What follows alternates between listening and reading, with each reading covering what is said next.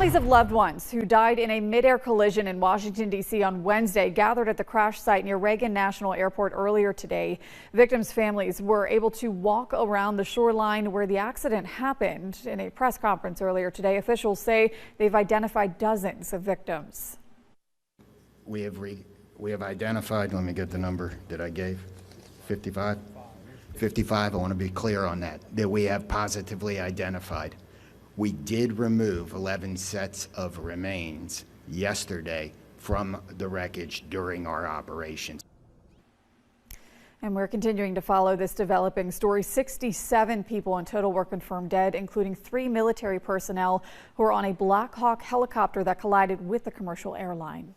A large crowd gathered. Tonight we're hearing from a friend of those 4 people killed on their way to a New Year's Eve celebration in Greenville County.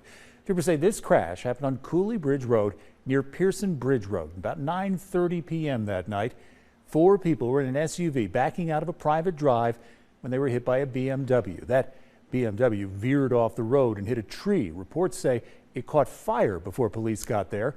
Kyle Riviello talked to a friend of the victims about how they're being remembered in a story you'll see only on 7. It's a moment that hasn't left my vision. On the night of December 31st, 5 friends were riding in 2 separate cars en route to a New Year's Eve celebration. Obviously, I didn't sleep that night, but I stayed up in process. Joshua Kelly was driving alone along Cooley Bridge Road in Pelzer. Inside a car ahead were 4 of his closest friends. As soon as I saw the collision and explosion, I knew something needed to be done. 27-year-old Jade Bruton. Jade's been a friend of the group for a long time. 29-year-old Audrey Ross. She really knew how to make someone feel loved and comfortable. 30-year-old Amanda Zelina LaRoe and 37-year-old Joshua Ward died in that collision, according to the Greenville County coroner. Zelina was Josh Ward's fiance. She had just sort of started coming to the group, but Audrey and I had just started planning their wedding for next fall. Between the people in the car, there are 5 children now that lost parents. And Audrey's partner, they had a little homestead. They have 23 different farm animals now, and he's all alone to take care of that. So there's been a lot left behind. As the driver of the BMW remains behind bars, Kelly says he's keeping calm and carrying on for the sake of his friends' families, helping to coordinate plans between each family. It's been a great sense of duty and honor, especially being the one there that night to sort of be able to help the families and meet with all of them and help them get everything in order has really been able to give me strength. Reporting in Greenville, Colin Riviello, 7 News. The driver of that BMW, Nicholas Meeks, was charged with 4 counts of felony DUI involving death.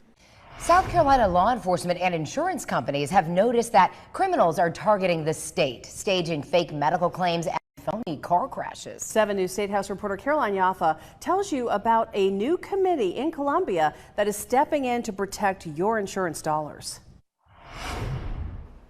You know, insurance fraud happens every day across South Carolina, and organized fraud rings are staging car accidents by deliberately crashing into innocent drivers and filing false injury claims. We're looking for people who are trying to enrich themselves unjustly by giving false information. A new task force in the South Carolina State House was formed to listen to concerns from law enforcement and insurance companies to protect South Carolinians. The committee held a meeting this week in hopes of answering questions. Chief Mark Keel from the South Carolina Law Enforcement Division says he needs more resources. We are committed to this. We want to continue to add investigators. We want to continue to prosecute these cases. We believe that the fraud ecosystem in South Carolina can improve dramatically if we have more resources to go after these bad actors. Underwood says a big problem is that South Carolina only has 7, almost 8 investigators fighting insurance fraud across the state. So 5,000 complaints last year, SLED opened 152 cases and made 71 arrests. If you compare us to Virginia, they have granted more people, they have 8 million people, They have 28 agents. Jeff Thordahl, the executive director of the South Carolina Insurance Association, sent us this statement that reads in part, "We are glad the House of Representatives is looking at fraud and other issues that affect insurance rates. Insurance fraud is not a victimless crime. Every time insurers pay fraudulent or overinflated claims, those costs are ultimately borne by policyholders." South Carolina is ranked number 15 in questionable claims throughout the country, and law enforcement says that since we are a smaller state, that puts us disproportionately high. In Columbia, Caroline Yaffa, 7 News. Insurance companies did not attend the meeting, but Representative Gary Brewer, who led that meeting, says they will be at the next one in July to share their perspective. In Greenville County, we now know the charges filed against 4 teenagers. They were arrested after a chase yesterday that started in Mauldin and ended on Lawrence Road. Taylor Farmer has that story. The Mauldin Police Department says 4 minors are responsible for stealing a car and running from police before crashing in Greenville County.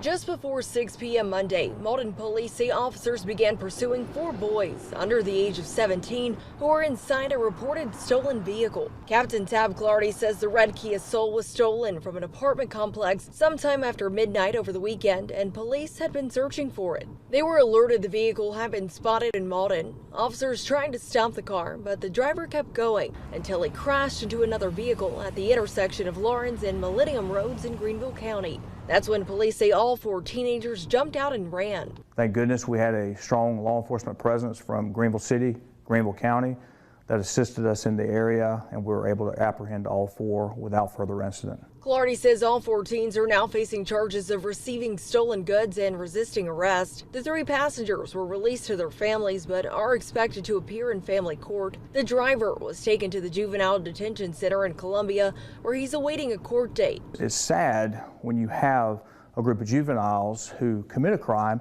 It's our job in law enforcement. It's our specific job to catch these criminals and to take them away from the general public who are victimized by something like this. Clardy is urging parents to stay involved and aware of their children's actions. This is a totally avoidable situation if people were taught to obey the law at a young age and they had proper parenting at the home. What were they doing out after midnight? That's my question. The Mauldin Police Department says thankfully no one was injured. In Mauldin, Taylor Farmer, 7 News. Mauldin police have not said how fast they believe the teens were driving. Breaking news, a man is under arrest after police say he led them on a chase through Duncan. The Duncan police chief says officers tried to pull over a reckless driver around 7:20 last night on East Main Street. We're told they chased him until the car crashed on Holly Springs Road. Police say Andy Gardea then tried to eat drug contraband. Gardea faces numerous charges, including a felon in possession of a firearm. We're told there's warrants for his arrest in Greer, and more charges are expected from the Highway Patrol.